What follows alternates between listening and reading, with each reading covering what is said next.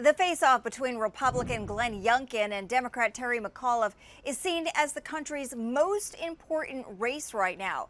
National Republicans are investing heavily, hoping to turn this potential blue state back to red. Glenn Youngkin. Glenn Youngkin. Glenn Youngkin, very much a political outsider. Republicans now in Virginia choosing a former private equity CEO as their pick for governor. A wealthy businessman who had not run for political office before. This year's gubernatorial race will be an expensive and highly contested election. A lot of Republicans have decided that they just wanted to move in an entirely new direction, defeating a slate of other Republicans. And I am honored to accept your nomination for governor of the great Commonwealth of Virginia. Political newcomer and homegrown Virginian Glenn Youngkin. We've traveled all around this great Commonwealth, tens of thousands of miles. Is on the move. Youngkin, who grew up in Virginia Beach and now lives outside Washington, D.C., touts his family. Raising 4 great kids with Suzanne, my loving wife of 26 years. And faith. Tell me about your faith. It's the foundation of everything that I do. A former dishwasher, Youngkin became a successful businessman as CEO of an investment firm worth $300 million.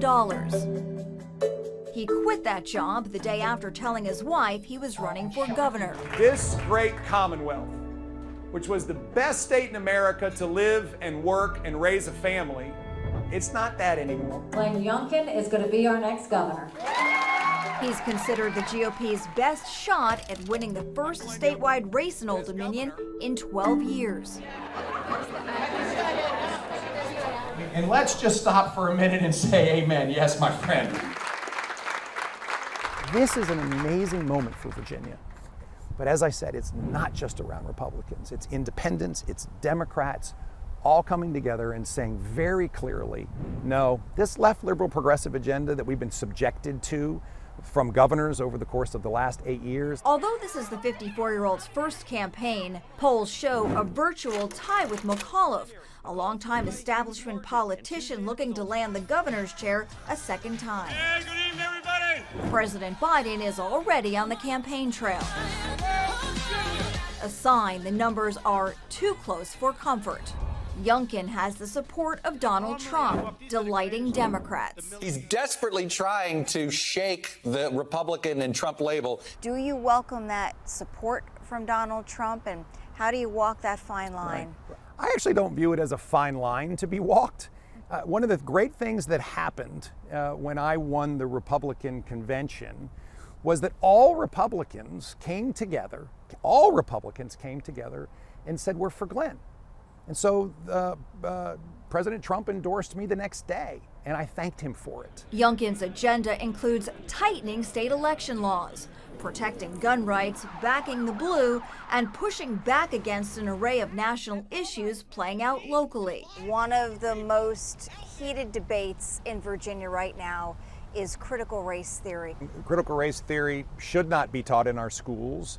And when I'm governor, it won't be taught in our schools. Under a Youngkin administration, no mask mandate. In the current set of data that we see today, no mask mandate. There are people in the country, many people, very concerned that, particularly as Christians, those rights are being whittled away. I think this is an extremely important issue for everyone to make sure they're aware of, which is, our First Amendment to our Constitution protects our religious liberty, our religious freedom. Though Youngkin is staunchly pro-life, he raised eyebrows with recent comments made to undercover activists about avoiding the issue until after the campaign. Sadly, that in fact won't win my independent votes that I have to get. How do you address that? I've been very clear from the beginning of this entire campaign.